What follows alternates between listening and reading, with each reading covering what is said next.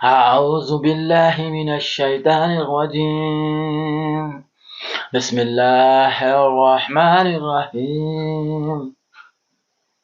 میرے پیارے پیارے بھائیوں، پیاری پیاری بہنوں، پیارے پیارے بزرگوں اور خاص الخاص پیارے پیارے بچوں، السلام علیکم ورحمۃ اللہ وبرکاتہ. آج بات رکھوں گا نیک بنو نیکی پھیلاؤ کی اس مہم کے اندر کہ دعا اور ذکر کر کے کیا فوائد حاصل کیے جاتے ہیں، یا پھر یہ کہہ لیں کہ دعا اور ذکر کے آداب پہ بات ہوگی. دعا اور ذکر کے آداب یہ بہتر رہے گا. بھائی اور دوستوں، بہنوں اور بزرگوں، پاکش 2030 کو سبسکرائب کیجئے، لائک کیجئے اور اپنے دوست و احباب کے اندر شیئر بھی کیجئے، اور اس ویڈیو کو شروع سے آخر تک ضرور دیکھیے، کیونکہ دعا جو کہ عبادات کا مغز ہوتی ہے اور ذکر جو کہ اللہ کے قریب کرتا ہے. تو انشاءاللہ تعالی بات رکھیں گے ذکر اور دعا سے ریلیٹڈ کہ ان کے کیا آداب ہیں. سب سے پہلے تو اللہ تبارک و تعالیٰ کا لاکھ لاکھ شکر ادا کرتے ہیں کہ جس نے ہمیں رات آرام کرنے کے بعد ایک نئی زندگی دی، اور پھر اس نئی زندگی کے شروع ہی میں ہم اللہ تعالیٰ کی تسبیحات بیان کریں گے انشاءاللہ تعالیٰ. آپ پاکش 2030 کو اگر آپ نے لائک نہیں کیا تو لائک کیجئے، اگر سبسکرائب نہیں کیا تو آج ہی اسے سبسکرائب کیجئے، اور اپنے اعمال میں اضافہ کے لیے اس چینل کے ساتھ جڑ جائیے انشاءاللہ تعالی. یہ چھوٹی چھوٹی باتیں جو یہ چینل آپ کے سامنے لے کے آتا ہے، ان کے جو فوائد ہوں گے وہ بہت زیادہ ہوں گے. رسول اللہ صلی اللہ علیہ وسلم نے خلوص اور نیت صاف ہو کے بارے میں کیا فرمایا؟ رسول اللہ صلی اللہ علیہ وآلہ وسلم نے فرمایا کہ بے شک اعمال کا جو تعلق ہے وہ نیت سے ہے. انما الاعمال بالنیات. اور ہر آدمی کے لیے کیا ہوتا ہے؟ وہی ہوتا ہے جو وہ نیت کرتا ہے، جو وہ ارادہ کرتا ہے، اور اس کا انجام بھی ویسے ہی ہوتا ہے. بھائی اور دوستو، جس نے اللہ اور اس کے رسول صلی اللہ علیہ وآلہ وسلم کی خاطر ہجرت کی، اپنے گھر بار کو چھوڑا، شہر کو چھوڑا، ملک کو چھوڑا، اس کو کہتے ہیں ہجرت کرنا، ہجرت کی. اور تو اس کی ہجرت اللہ اور اس کے رسول کے لیے ہوگی، اپنے کسی مال و مدام کے لیے نہیں ہوگی، بلکہ خالصتاً اللہ اور اس کے رسول کے غلبہ کے لیے ہوگی. اگر ایک جگہ اس کی زمین تانگ کی جاتی ہے تو وہ دوسری جگہ شفٹ ہوگا. یہ عمل بھی اللہ کو نہایت اور بہت زیادہ کیا ہے؟ پسند ہے. اور جس نے دنیا کی خاطر ہجرت کی وہ اس کو حاصل کر لے گا، یا جس نے کسی عورت کی خاطر ہجرت کی. دیکھیں یہاں پہ بات بڑی کلیئر اور واضح ہو رہی ہے. دین کے لیے ہجرت کرنا اللہ کے ہاں کیا مقام رکھتا ہے، اور کسی مال و دولت کے لیے ہجرت کرنا اس کا کیا مقام ہے، اور کسی حسینہ کو پانے کے لیے ہجرت کرنا اس کا کیا مقام ہے. اگر وہ کسی نیک سیرت عورت کے لیے ہجرت کرتا ہے اور پھر کیا کرتا ہے؟ نکاح کر لے اگر، تو اس کی ہجرت اس چیز کی خاطر ہی ہوگی، یعنی جو مقصد تھا اس کا اسی کی خاطر ہوگی. اور جس کی خاطر اس نے ہجرت کی، یعنی کہ جو اس کے ویژن میں تھا، جو اس کے ٹارگٹ میں تھا کہ میں ہجرت کر رہا ہوں، اور پرپز اس کا کیا تھا، اس کو وہی چیز ملے گی. اور اگر کسی کا پرپز ہوگا کہ میں اپنے دین کی خاطر ہجرت کروں گا اور دوسرے ملکوں میں جا کے دین پھیلاؤں گا، تو وہ ہجرت اللہ کے ہاں بڑی مقبول ہجرت ہوگی. بھائی اور دوستو، جو اللہ کا ذکر ہے، ایک بات ہو رہی ہے دعا اور ذکر کی، جو اللہ کا ذکر ہے یہ مجالس کے اندر ہونا چاہیے، بیٹھ کے ذکر بھی ہونا چاہیے، انفرادی طور پہ بھی ہونا چاہیے۔ رسول اللہ صلی اللہ علیہ وآلہ وسلم کا فرمان ہے، کیا فرمان ہے جی؟ دیکھتے ہیں کہ اللہ کے نبی کیا فرماتے ہیں۔ اللہ کے نبی فرماتے ہیں کہ کوئی قوم بیٹھ کر اللہ تعالیٰ کا ذکر کرتی ہے تو فرشتے ان کو گھر میں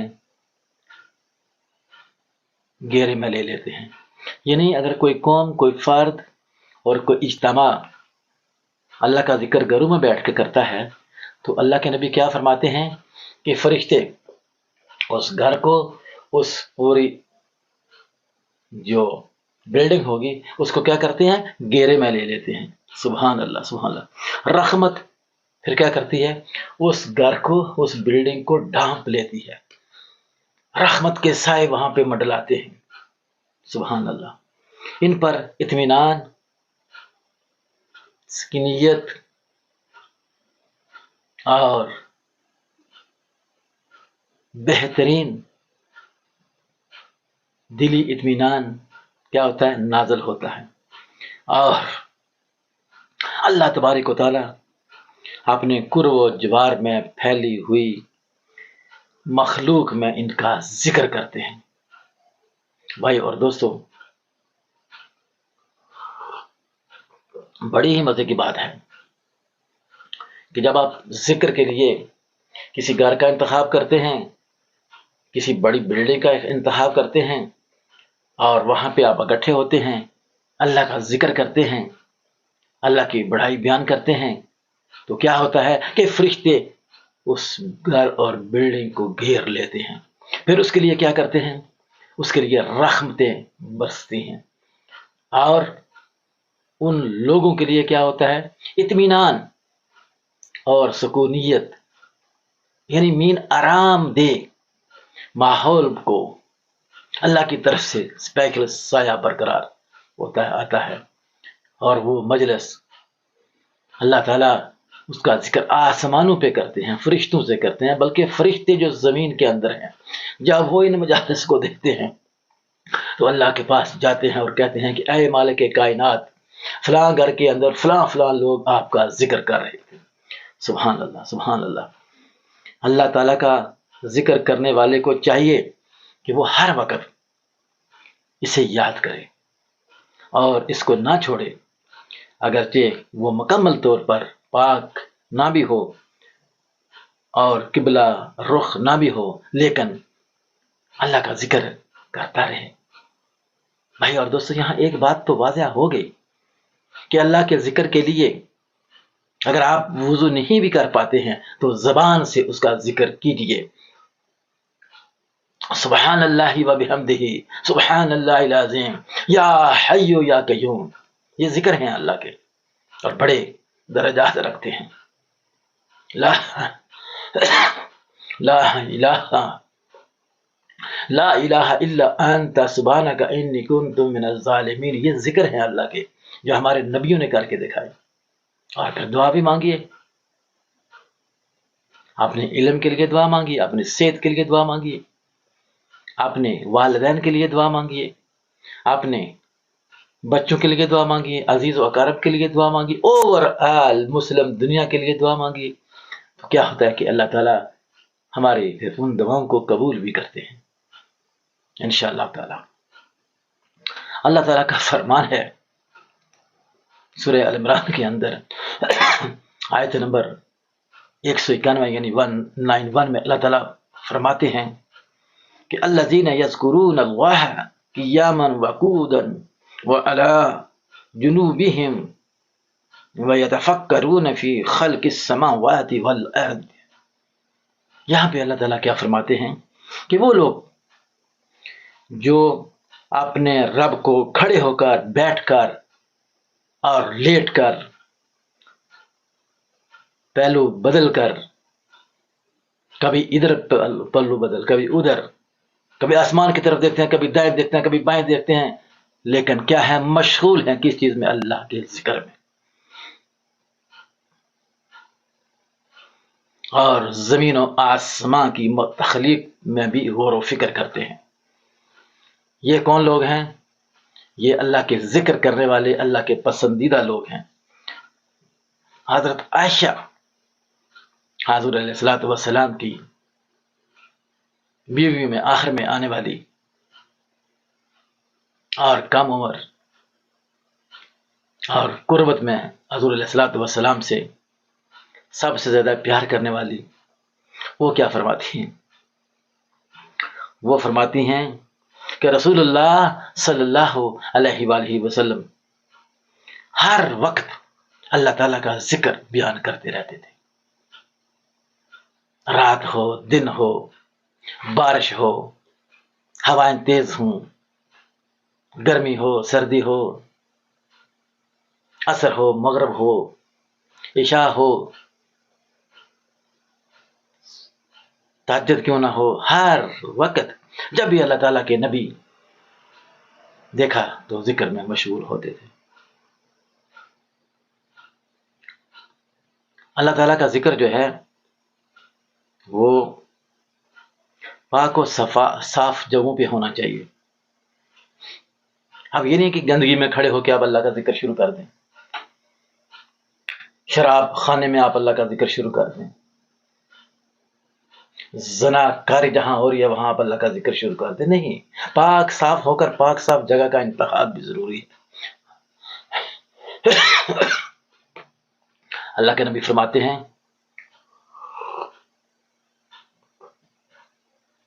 کہ ذکر کے لیے آپ کو خشوع و خضوع سے کام لینا پڑے گا۔ اللہ تعالیٰ قرآن مجید کے اندر کیا ارشاد فرماتے ہیں؟ فی بیوت اذن اللہ ان ترفع ویذکر فیہا اسمہ، سورہ النور کے اندر آیت نمبر 36 میں اللہ تعالیٰ کیا ارشاد فرماتے ہیں؟ اللہ تعالیٰ فرماتے ہیں کہ اللہ تعالیٰ نے اجازت دے دی ہے کہ گھروں کو بلند کیا جائے اور ان میں ذکر کیا جائے، کہ گھروں کو بلند کیا جائے اور ان میں ذکر کیا جائے، مساجد کا رخ کیا جائے اور اللہ کا ذکر کیا جائے، ذکر کرنے والے کا منہ پاک صاف ہو، یعنی منہ سے بدبو نہ آتی ہو، گندگی دوسرے شخص کو محسوس نہ ہوتی ہو، پاک صاف ہو کر باوضو ہو کر انتخاب کیجیے گھروں کا، مساجد کا، اور ذکر الہی شروع کیجیے۔ ایک اور جگہ فرمایا کہ جس نے اس پودے سے یعنی لہسن کھایا وہ ہماری مسجد کے قریب بھی نہ آئے۔ یہ اللہ تعالیٰ کے نبی صلی اللہ علیہ وسلم کا فرمان ہے جو مختلف احادیث میں کوٹ کیا گیا ہے اور متفق علیہ بھی ہے کہ اگر آپ لہسن کھا رہے ہیں اور آپ نے آپ کو اپنے منہ کو صاف نہیں کیا، لہسن کی جو ایک اسپیشل قسم کی سمیل ہوتی ہے اس کو دور نہیں کیا اور مسجد میں چلے جاتے ہیں، تو اللہ کے نبی کیا فرماتے ہیں کہ ہماری مساجد کا رخ پھر نہ کرو، کیونکہ فرشتے بھی ایسی چیزوں سے تکلیف محسوس کرتے ہیں، یعنی ان کو بھی گن آتی ہے۔ بھائی اور دوستو، بہنوں اور بزرگوں، اور خاص پیارے بچوں، ہمیں پاک صاف رہنا چاہیے، پاک صاف کپڑے پہننے چاہیے اگرچہ پرانے ہی کیوں نہ ہوں، باوضو رہنا چاہیے، اور لہسن جیسی چیزیں جو کہ اینٹی بائیوٹک ہیں ہماری ہیلتھ کے لیے بہت ضروری ہیں، لیکن ان کو فریش کھا کر مسجد کا رخ نہیں کرنا چاہیے، بلکہ منہ اور ٹیتھ کلین کر کے صاف ہو کر مسجد میں جانا چاہیے، تاکہ مسجد میں ساتھ کھڑے ہونے والے ہیں ان کو کراہت محسوس نہ ہو، بلکہ یہاں تک اللہ نے فرما دیا کہ میرے فرشتے جو اس طرح کی مجالس میں جاتے ہیں، یہاں ذکر و اذکار ہو رہے، اگر کسی نے وہاں پہ لہسن کھا کر وہاں ذکر اذکار کر رہا ہے تو میرے فرشتے بھی اس چیز کو کراہت محسوس کرتے ہیں۔ بھائی اور دوستو، بہنوں بزرگوں، اس یوٹیوب چینل پاکش 20 کو ضرور سبسکرائب کیجئے، لائک کیجئے اور شیئر بھی کیجئے۔ آپ نے اپنے کمنٹ سے بھی ضرور نوازیے گا، میں انتظار میں رہتا ہوں کہ کوئی بات رکھے۔ میری اصلاح کے لیے، اپنی اصلاح کے لیے، قوم کی اصلاح کے لیے کوئی پازیٹیو بات رکھے تاکہ قوم کو اس کا فائدہ ہو۔ میں امید کرتا ہوں کہ آپ ذکر اور دعا کے آداب کے حوالے سے جو بات کی جا رہی ہے اس کو ضرور سنیں گے اور آخر تک اس ویڈیو کو ضرور سنیں گے۔ رسول اللہ صلی اللہ علیہ وسلم کا فرمان ہے، جو شخص اپنے روزمرہ کے ذکر اذکار کو مکمل طور پر یا اس کا کچھ حصہ چھوڑ کر سو گیا، پھر اس نے اگلے دن فجر اور ظہر کی نمازوں کے درمیان اسے پڑھ لیا تو اسے اس کے رات کے اعمال میں لکھ دیا جائے گا، یعنی کنٹینیوٹی وہی رہے گی جو رات کو آپ ذکر کر رہے تھے۔ سبحان اللہ، سبحان اللہ، سبحان اللہ۔ میرا اور آپ کا اللہ ہم پہ کتنا رحمان ہے، رحیم ہے کہ رات کو اگر ہم ذکر کرتے سو گئے، لا الہ الا اللہ محمد الرسول اللہ، لا الہ الا اللہ محمد الرسول اللہ، اور آپ کی آنکھ لگ گئی، اور پھر اگر آپ نے دوبارہ ظہر اور عصر میں اس کو پڑھنا شروع کر دیا، جب بھی اس کو دوبارہ آپ کو یاد آیا، آپ کو جاگ آئی اور آپ نے باوضو ہوئے اور آپ کو یاد آیا کہ ذکر کر رہا ہوں، ذکر شروع کر دیا، تو اللہ کیا فرماتے ہیں، اللہ کے نبی کیا فرماتے ہیں کہ اللہ تعالیٰ رات کے ذکر میں جو آپ کو اونگ آ گئی تھی، نیند آ گئی تھی، آپ سو گئے تھے، اسی ہی کو کنٹینیوٹی کا نام دے کر اس کو پورا یہ جو وقت گزرا اس کو ذکر میں ڈال دیں گے۔ سبحان اللہ، سبحان اللہ، یعنی کہ نامہ اعمال میں ذکر لکھ دیا جائے گا۔ ذکر اذکار اللہ کے رسول صلی اللہ علیہ وسلم کی ہدایت کے مطابق ہونا چاہیے، اپنی طرف سے من گڑت اذکار نہیں لانا چاہیے، ان کا شمار پھر بدعات میں ہوگا، اور بدعات جو ہے وہ بہت بڑی گمراہی کا ذریعہ ہیں، اور ان بدعات کی فیکٹریوں سے بچنا چاہیے۔ ہمارے ملک میں جہاں سے میرا اور آپ کا تعلق ہے وہاں تو بدعت کی بہت بہت بڑی بڑی فیکٹریاں ہیں، اور ان کو چلانے والے، ان سنتوں کو چلانے والے اپنے آپ کو بڑا عالم سمجھتے ہیں، اللہ کا قریب نیک بندہ سمجھتے ہوئے قوم کو اس طرف لے کے جا رہے ہیں، گمراہیوں کی طرف، بدعات کی طرف، جو کہ سراسر کیا ہے، گمراہی ہے۔ اور ان لوگوں کے لیے اللہ بھی اور اللہ کے رسول بھی حق میں نہیں ہیں، ناراض ہیں۔ بھائیو اور دوستوں، بہنوں اور بزرگوں، اللہ کے نبی ایک اور جگہ فرمایا کہ جب میں تمہیں کسی کام کرنے کا حکم دوں تو اسے اپنی طاقت کے مطابق سر انجام دوں۔ یہ بڑی مزے کی بات جو اللہ کے نبی ہمیں بتا رہے ہیں کہ جب میں تمہیں کسی بات کا حکم دوں کہ یہ کرو تو پھر اس کو پوری قوت کے ساتھ، پوری طاقت کے ساتھ خود بھی کرو اور لوگوں سے بھی امپلیمنٹ کرواؤ۔ اور یہاں میں منع کر دوں یا وہ کام جو اللہ اور میری مرضی کے خلاف ہو رہے ہیں اور آپ لوگ اس کو نیک سمجھ کر اس میں اضافہ کر رہے ہیں، تو اللہ کے نبی فرماتے ہیں کہ میں ان تمام کاموں کا ذمہ دار نہیں ہوں گا۔ میدان معاشر اس طرح کے لوگ جنہوں نے دین کے اندر ایڈیشن کی ہوگی، اپنی من مرضی کے اس کے اندر ذکر و اذکار اور اعمال شامل کیے ہوں گے، اللہ کے نبی فرماتے ہیں کہ میرا اللہ اور میں ان لوگوں کے اس طرح کے کاموں کا ذمہ دار نہیں ہوں گے۔ بات وہی رکھ رہا ہوں جو پہلے رکھتا ہوں کہ اللہ کے نبی اس دن پھر منہ پھیر لیں گے، اس لیے احتیاط کیجیے، آگے بڑھیے، لیکن قرآن کو پڑھتے ہوئے، سمجھتے ہوئے، اور نبی مہربان کی اتباع رسول جس کو ہم کہتے ہیں، احادیث شریف کے روشنی میں جو متفق علیہ احادیث ہمارے پاس پہنچتی ہیں ان کی روشنی میں عمل کرتے ہوئے آگے بڑھتے رہیں گے تو یاد رکھیے اللہ پھر جو ہمیں اجر و ثواب دیں گے اس کا میں اور آپ یقین بھی نہیں کر سکتے کہ کتنا ہوگا۔ اس لیے آگے بڑھیے، لیکن اس جذبہ کے ساتھ، اس حوصلے کے ساتھ، اس عزم کے ساتھ کہ ہم قرآن کے علاوہ، احادیث کے علاوہ کوئی بات نہیں رکھیں گے۔ انشاءاللہ تعالی میں اجازت چاہوں گا۔ اللہ میرا اور آپ کا حامی و ناصر ہو۔